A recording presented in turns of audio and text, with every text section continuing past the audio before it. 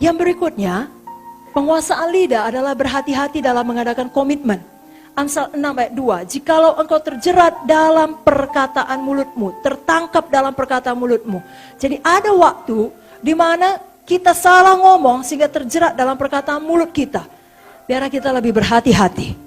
Karena mulut kita lah yang menyebabkan kita berdosa dengan memberikan janji-janji ataupun sumpah-sumpah dan komitmen-komitmen yang kemudian hari tidak kita tepati.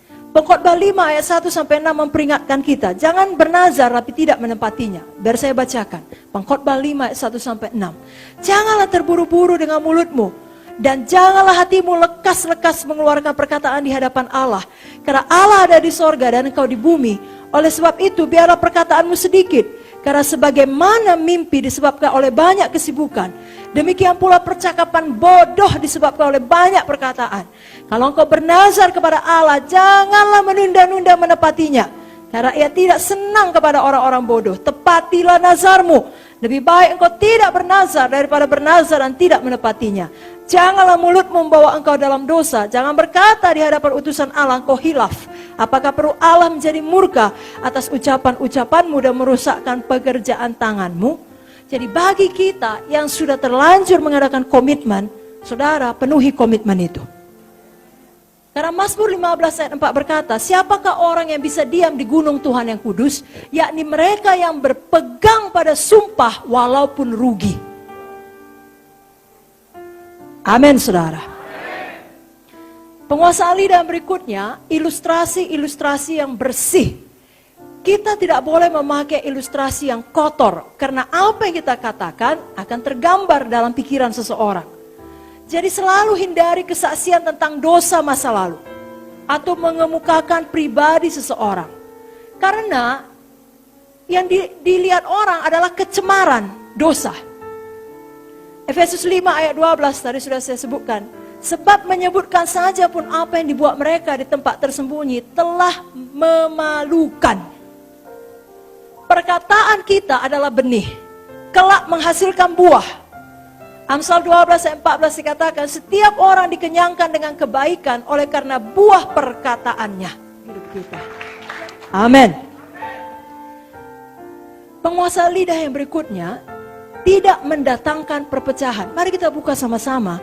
Buka buku Amsal 6 ayat 16 sampai 19. Amsal 6 ayat 16 sampai 19. Mari kita baca bersama-sama. 1, 2, 3 ya.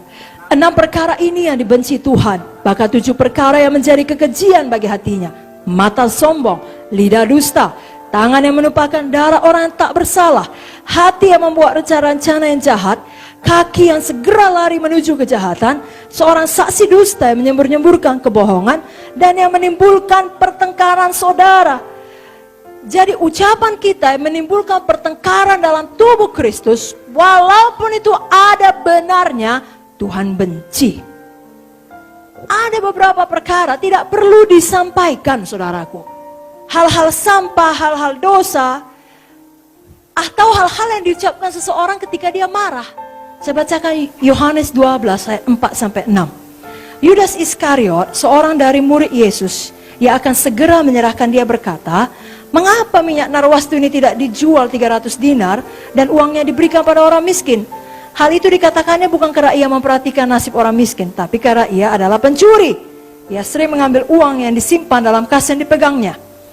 Dalam Markus 14 ayat 4-5 dikatakan di sini, ada orang yang menjadi gusar. Siapakah itu? Yudas tadi. Ada orang yang menjadi gusar, Yudas menjadi gusar dan berkata seorang kepada yang lain, berkata, untuk apa pemborosan minyak narwastu ini? Minyak ini dapat dijual 300 dinar lebih, uangnya dapat diberikan kepada orang-orang miskin. Lalu mereka memarahi perempuan itu. Tadinya nggak hanya ada persoalan, mungkin nggak tahu pemurid-murid. Mungkin mereka sibuk makan, atau mungkin mereka menganggap ya boleh-boleh aja, silakan urapi. Tapi dipanas-panasi oleh Yudas, terjadi pertengkaran saudara. Mereka memarahi perempuan itu. Kerusakan terbesar yang dibuat setan adalah dengan mulutnya. Kenapa? Karena memang cuma itu yang dimilikinya. Pada waktu Yesus bangkit dari kematian, dia sudah melucuti seluruh penguasa. Seberapa besar kuasa setan adalah sebesar yang kita izinkan dia berpijak. Kalau tidak, tidak ada kuasanya atas saudara. Maut pun tidak bisa mengambil hidup saudara kalau Tuhan belum mengatakannya. Tidak bisa. Amin, saudara. Jadi satu-satunya yang bisa dibuat setan ngomong, menjilat, berbohong, memecah, mendakwah, menuduh dalam hati kita. Masih diingat Tuhan dosamu itu. Nah, kan begitu. Gak layak kau menerima berkat. Menuduh saudara. Jangan dengar saudaraku. Dan jangan jadi seperti dia. Wahyu 12 ayat 10. Aku mendengar suara nyaring di sorga berkata, sekarang telah tiba keselamatan dan kuasa dan pemerintahan Allah kita. Kuasanya yang diurapinya. Karena telah dilemparkannya pendakwa. Yang mendakwa mereka siang malam. Itu cuma kerja setan. Mendakwa, menghakimi, mengkritik. Kebanyakan dosa memang dilakukan dengan lidah kita. Ingat Matius 7 ayat 1-2. Jangan menghakimi supaya kamu tidak dihakimi. Karena dengan penghakiman yang kamu pakai untuk menghakimi, kamu pun akan dihakimi. Ukuran yang kamu pakai untuk mengukur akan diukurkan kepadamu. Selalu murah hati, sama seperti Bapa murah hati. Jangan hakimi orang lain. Maka ukuran demikian akan diberlakukan kepada kita.